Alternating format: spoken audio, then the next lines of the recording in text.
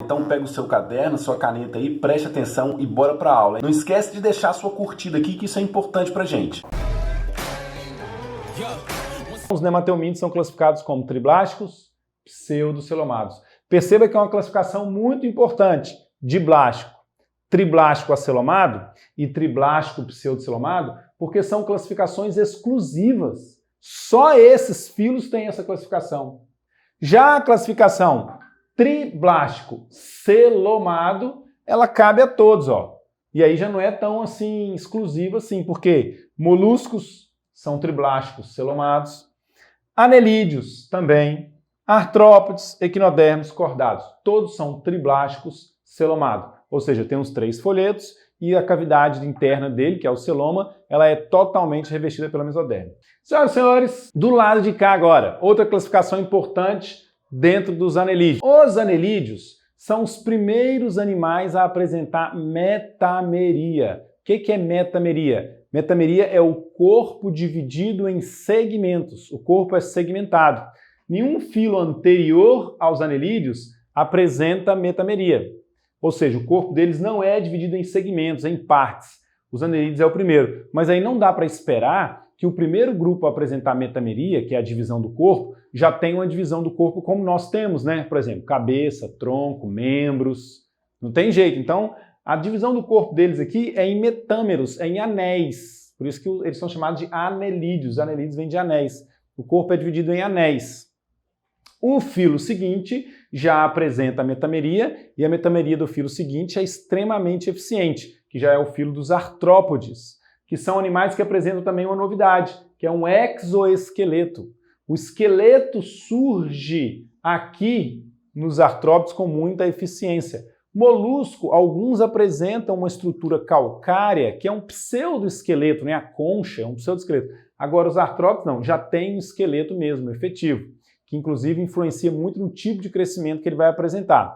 Lá na frente, quando a gente estiver estudando os artrópodes, vocês vão ver isso aí.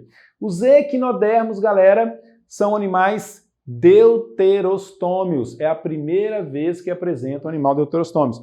Todos os outros aqui, ó, peguei um giz aqui, todos esses aqui de cima aqui, ó,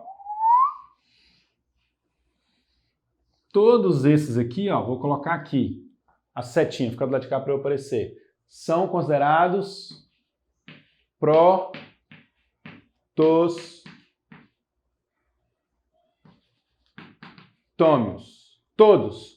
Selinterados, plateumintos, nematelmintos, moluscos, anelídeos, artrópodes, tudo é protostômios. Somente equinodermos e os cordados são deuterostômios. Lembra o que é protostômios e deuterostômios? Falamos disso na aula ao vivo, mas eu vou repetir aqui também. Os animais considerados protostômios são aqueles cuja a abertura do embrião, que é chamada de blastóporo, que dá entrada para o intestino primitivo, que é o arquêntero, essa abertura, o blastóporo, ela vai se transformar, quando esse embrião se desenvolver, em boca. Todos aqueles animais cujo blastóporo origina a boca, eles são considerados deuterostômios. Aqueles animais, equinodermos e cordados no caso, cujo blastóporo origina o ânus, eles são considerados deuterostômios. A dica para não esquecer isso e confundir isso eu dei na aula ao vivo, hein? Quem não estava lá, perdeu. Bom, aqui ainda, e mais uma característica aqui, agora dos cordados, exclusivamente dos cordados, os cordados apresentam tubo nervoso dorsal. Todos os filos anteriores aqui, a estrutura nervosa deles era um cordão nervoso ganglionar ventral. Ele saía de uma das extremidades e percorria a região do ventre, que é o que no nosso caso seria a nossa barriga. Percorria a região do ventre e era distribuído para todo o corpo. O primeiro filo que pegou esse cordão nervoso, levou aqui para trás, aqui para as costas, aqui para o dorso e as costas, foram os cordados. São os únicos que apresentam tubo nervoso dorsal. Além, obviamente, de apresentar notocorda, que é exatamente a estrutura embrionária que deu origem ao nome do filo, né? O filo cordado são aqueles animais que apresentam notocorda. Beleza? Muito bem, senhoras e senhores, essa tabelinha das características gerais. Para complementar, mais uma coisa importante aqui tem relacionada à simetria. Para finalizar, deixa eu até pegar um giz azul aqui. Simetria, ó. Esse indivíduo aqui apresenta SR. O que é SR?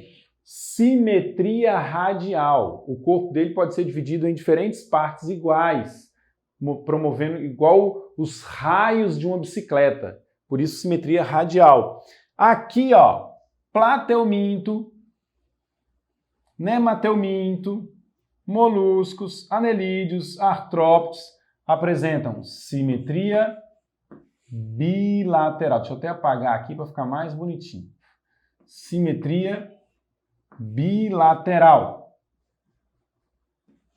Simetria bilateral. O corpo é dividido em duas partes somente iguais. O nosso, por exemplo, cortado aqui de cima até embaixo, a gente tem um lado direito igual ao esquerdo. Mesmo assim, a nossa simetria não é uma simetria 100%. Porque, por exemplo, o coração está de um lado só, o fígado está de um lado só. Então não é 100%. Mas nós temos simetria bilateral também. Os equinodermatos aqui, que é importante, ó. Eles apresentam simetria bilateral primária, vou circular isso aqui, e apresentam simetria radial, opa, quebrou o giz ali, e simetria radial secundária.